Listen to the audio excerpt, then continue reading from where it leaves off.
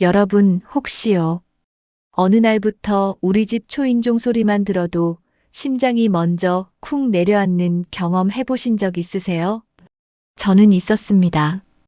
그 소리만 나면 머릿속에서 딱 한 문장이 자동으로 떠올랐거든요. 또 왔구나. 오늘도 끝났다. 저는 올해 56이고요. 지금은 동네에서 작은 반찬 가게를 합니다.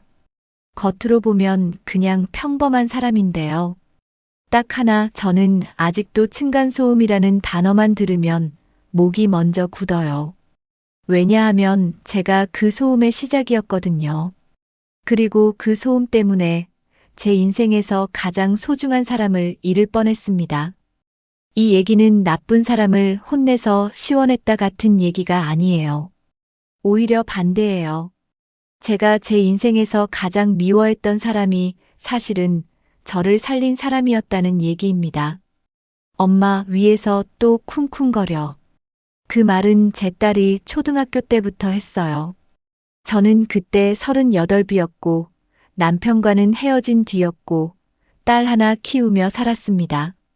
낮엔 시장에서 일하고 밤엔 집에 들어오면 온몸이 풀려야 하는데 그날따라 쿵 하는 소리가 머리를 때리듯 내려왔어요.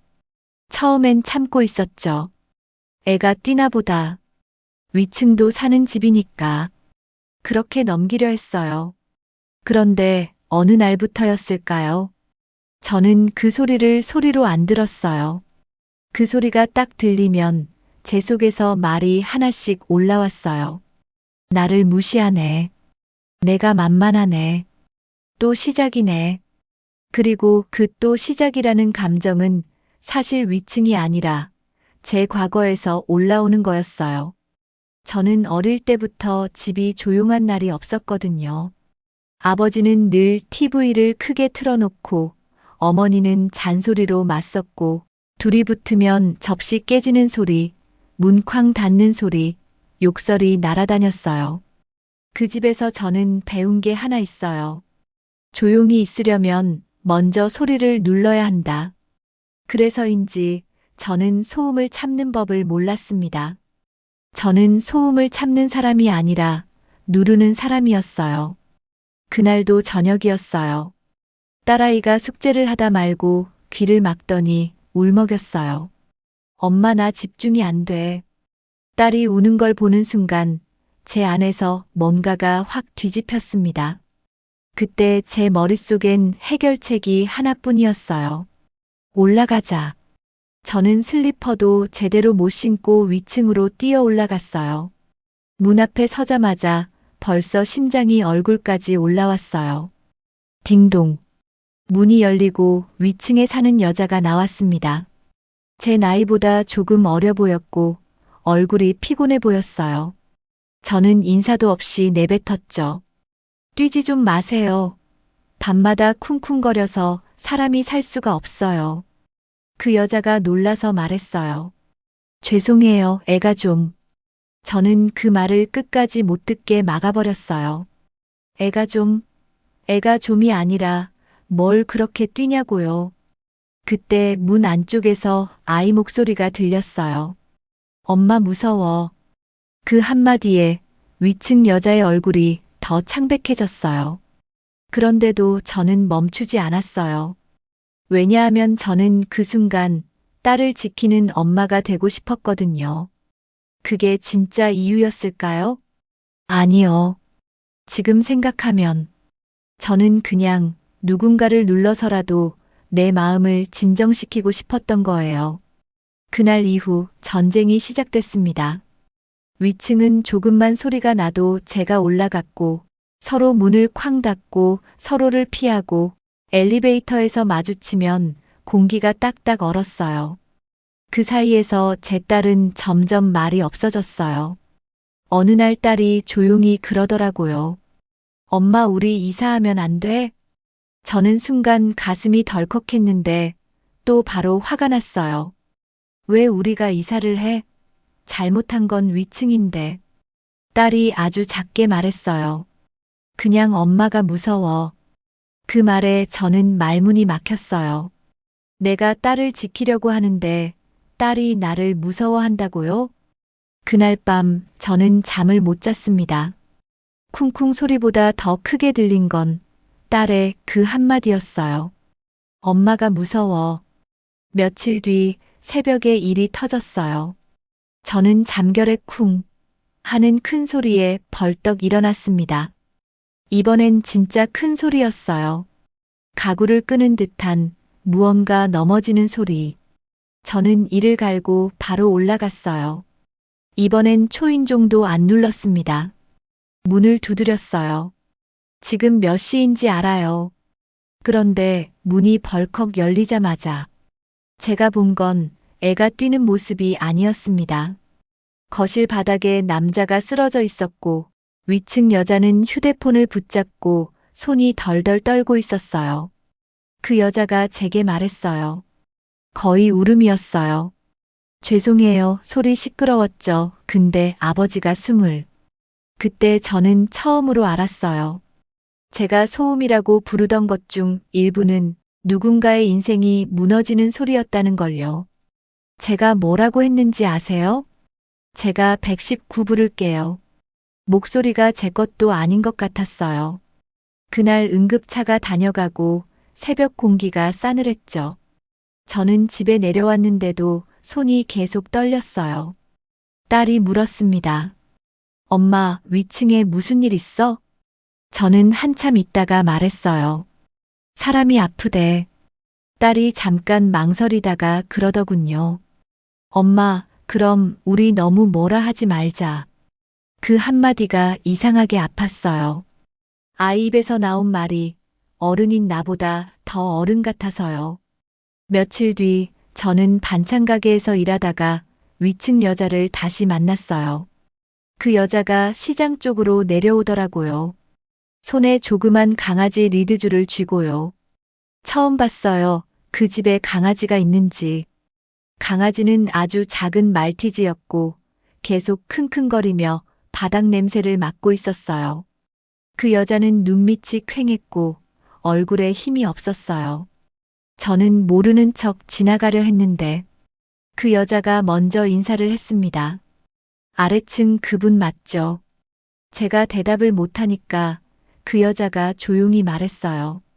그날 죄송했어요. 제가 정신이 없어서. 제가 겨우 말했어요. 아니요. 제가 더 죄송하죠. 그 여자가 잠깐 저를 보더니 뜻밖의 말을 했어요. 사실 제가 일부러 조용히 못한 것도 있어요. 제가 눈을 들었어요. 그 여자가 리드줄을 살짝 당기며 말했습니다. 강아지 산책을 새벽에 나가요. 아버지가 밤에 폭발하듯 화를 내면 집에 있으면 더 큰일 나서요. 애랑 강아지 데리고 그냥 밖으로 나가요. 그 말이 너무 자연스러워서 오히려 더 무서웠습니다. 더 큰일이 뭘까? 저는 조심스럽게 물었어요. 폭발이요? 그 여자가 웃지도 못하고 입술만 떨었어요. 네. 술 드시면 발로 의자 차고 문을 쾅 닫고 가끔은 애가 방으로 숨고요. 그 순간 제 어릴 적 장면이 겹쳤어요. 문 쾅 닫는 소리, 접시 깨지는 소리, 그리고 그 사이에 숨죽이던 나. 저는 숨이 턱 막혔어요. 그런데 그 여자가 마지막으로 덧붙인 말이 제 머리를 때렸습니다. 근데요, 아래층에서 올라올 때마다 저는 더 겁이 났어요. 제가요? 네. 또 혼나겠구나 싶어서요. 저도 조용히 살고 싶었는데 안 되는 날이 많았어요. 저는 그 자리에서 한참을 서 있었어요. 시장 소리, 사람들 말소리, 비닐봉지 바스락거리는 소리, 그 모든 게 멀어지고 그 여자의 마지막 말만 남았어요. 저도 조용히 살고 싶었는데 그날 밤 저는 딸에게 물었습니다. 너 위층 사람들 무서웠어? 딸이 베개를 끌어안고 작게 말했어요. 위층은 그냥 시끄러웠고 엄마는 화가 나 있잖아. 저는 그 말을 듣고 처음으로 제 모습을 봤어요. 딸이 듣는 쿵쿵 소리는 위층에서 났지만 딸이 무서워한 쿵쿵은 제 안에서 난 소리였던 거예요. 저는 그날 결심했습니다. 한 번만 내가 먼저 내려놓자. 다음 날 저는 위층 문 앞에 섰어요. 이번엔 올라오면서 숨이 차지 않았습니다. 대신 손이 땀으로 젖었죠. 딩동. 문이 열리자 그 여자가 놀랐어요. 무슨 일이세요?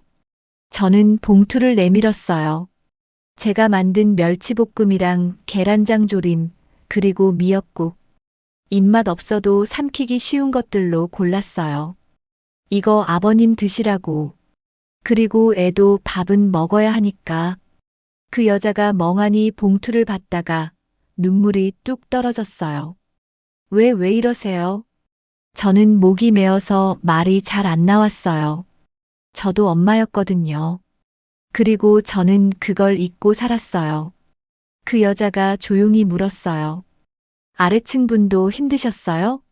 저는 고개만 끄덕였습니다. 말로 다 꺼내면 제 안에 있던 것들이 한꺼번에 무너질 것 같아서요. 그렇게 우리는 복도에서 한참을 서 있었어요. 아무 말 없이요.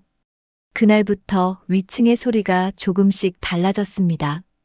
완전히 사라진 건 아닌데 이상하게도 제 마음이 덜 뛰었어요. 왜냐하면 저는 이제 그 소리가 누군가를 살리려고 내는 소리일 수도 있다는 걸 알았거든요. 강아지 산책 나가는 발소리일 수도 있고, 아이를 데리고 피하는 발소리일 수도 있고, 울음을 참는 소리일 수도 있다는 걸요. 하지만요, 여기서 끝이면 그냥 훈훈한 이웃 이야기겠죠. 진짜 일은 그 다음에 터졌습니다. 그 반전은 제가 위층 여자를 도운 게 아니라 위층 여자가 저를 경찰보다 먼저 구해준 사건이었어요. 그 일이 터진 건 비 오는 화요일 밤이었어요. 가게 마감하고 집에 오는데 복도 끝에서 퍽 하는 둔한 소리가 들렸습니다.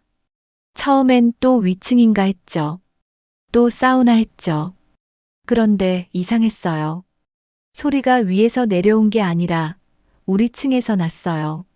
저는 문 앞에 서서 열쇠를 잡은 채로 멈췄습니다. 집안이 조용한데 제 심장만 시끄러웠어요. 엄마 왔어? 딸 목소리가 들려야 정상인데 아무 소리가 안 들었어요. 그때 현관문 손잡이가 아주 살짝 돌아가는 느낌이 들었습니다. 안에서 누가 문을 열려고 하는 듯한 아주 미세한 움직임. 저는 숨을 삼켰어요. 그리고 문을 확 열었는데 거실 쪽에 낯선 남자가 서 있었어요. 키가 컸고 검은 모자를 눌렀었고 장갑을 끼고 있었어요. 그 남자가 제 쪽을 보더니 딱 한마디 했습니다. 조용히 해요. 돈만 주면 돼.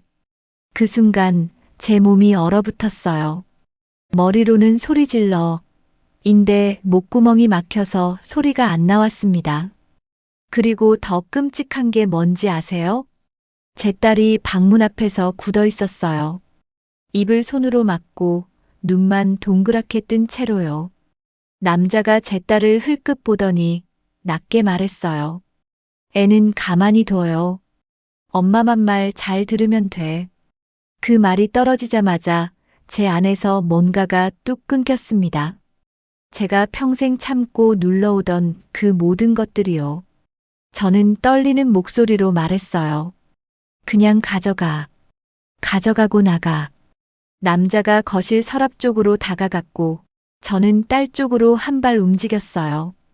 그때 남자가 확 돌아서더니 제 팔을 잡아챘습니다. 움직이지 말랬지. 아프기도 했지만 그보다 더 무서웠던 건 딸이 그 장면을 보고 있다는 거였어요. 내 아이가 또 이런 장면을 기억 속에 넣어버릴까봐.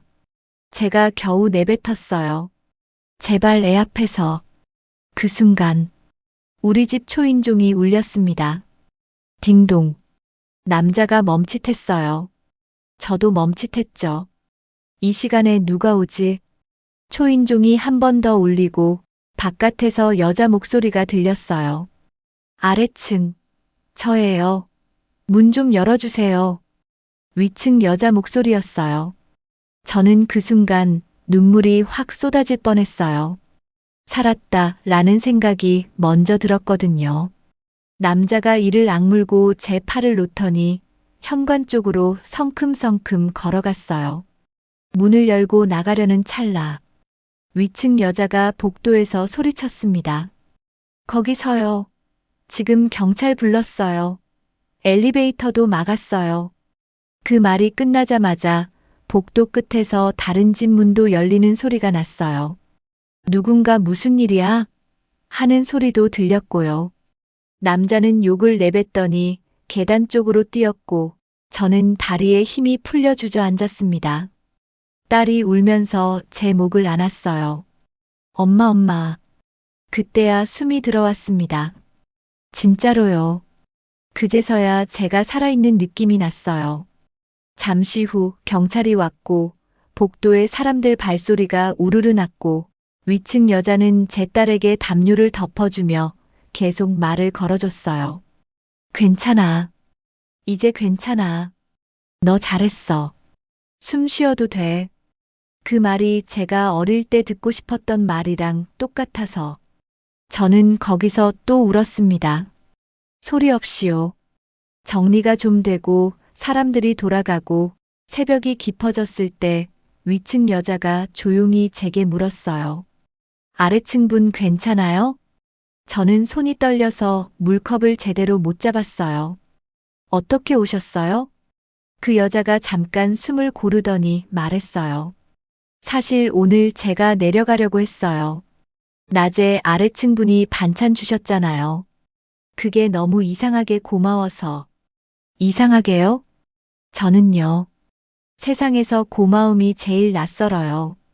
그래서 더 무서웠어요. 내가 받을 자격이 있나 싶어서.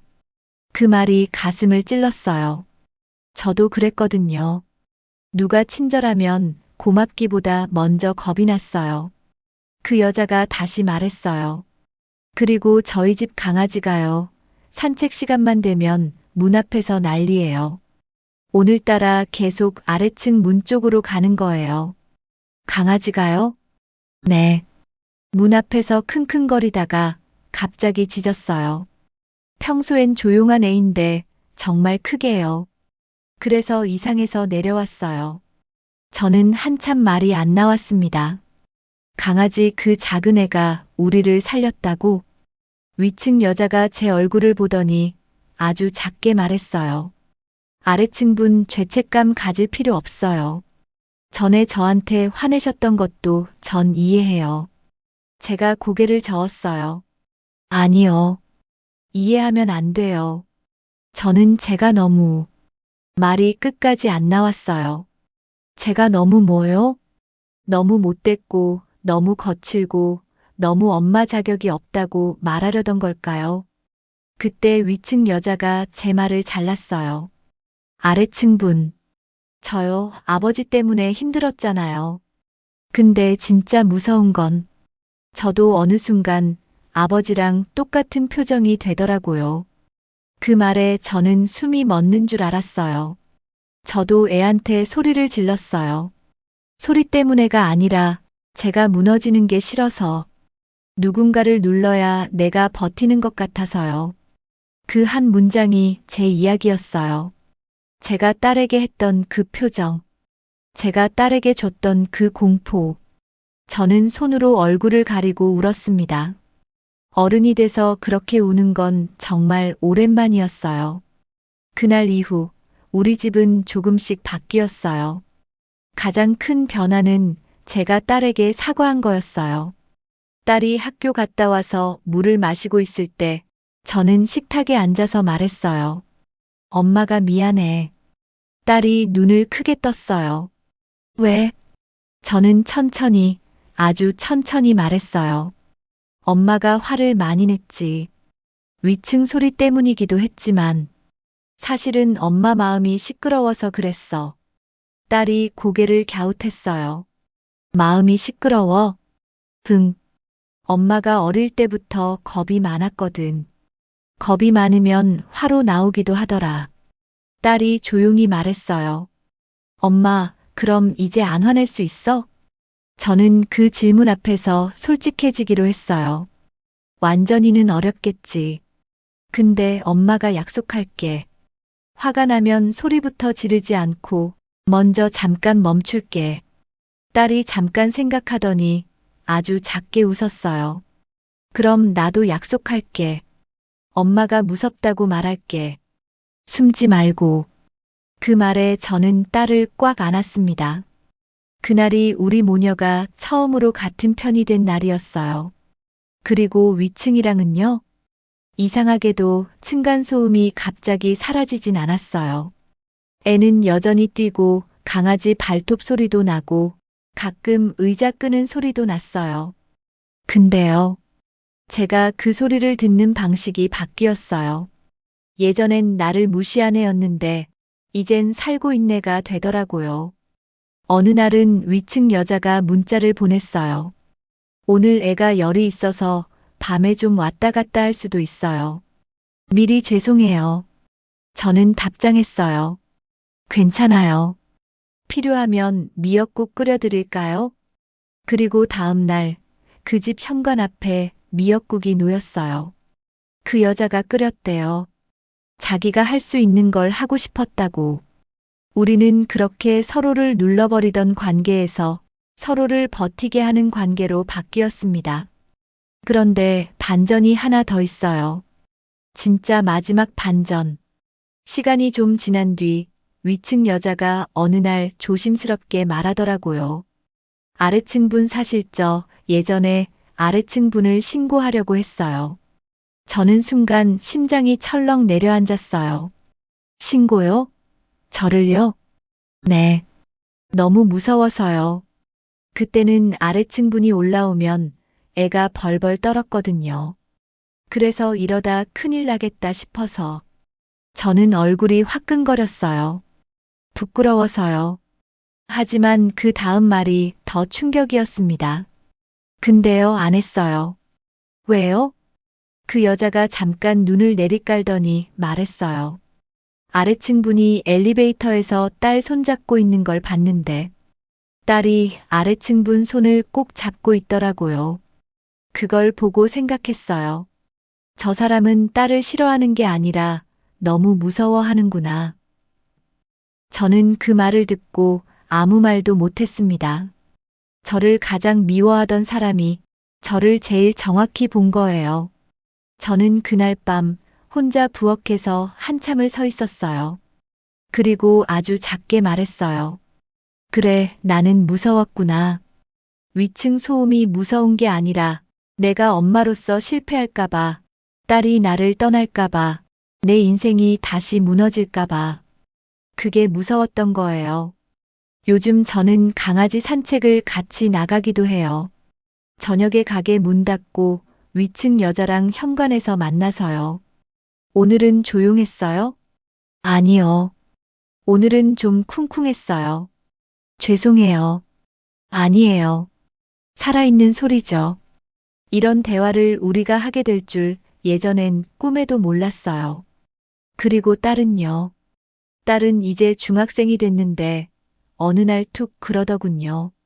엄마, 우리 집은 예전보다 조용해졌어. 저는 웃었어요.